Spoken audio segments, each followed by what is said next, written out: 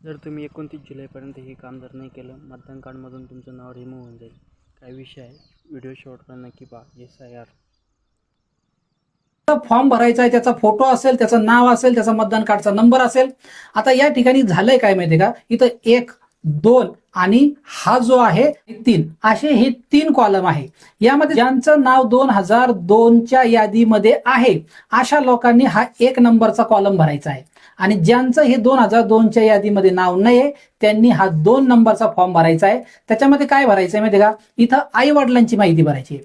कोणाची आई किंवा वडील हे तुम्हाला तुमचे BLO सांगतील कोणाची माहिती इथं भरायची आहे. ध्यानात ठेवा, ज्यांचं नाव 2002च्या यादीमध्ये नाहीये त्यांनी हा आणि हा हे 2 कॉलम भरायचे आहे, आणि ज्यांचं नाव 2002च्या यादीमध्ये आहे अशा लोकांनी हा 1 कॉलम भरायचा. आणि काय करायचं माहितीये का, खाली तुमचं वाला जन्मतारीख टाकायची, आधार नंबर असला तुमच्याकडे असेल तर टाकू शकता, हा ऐच्छिक आहे.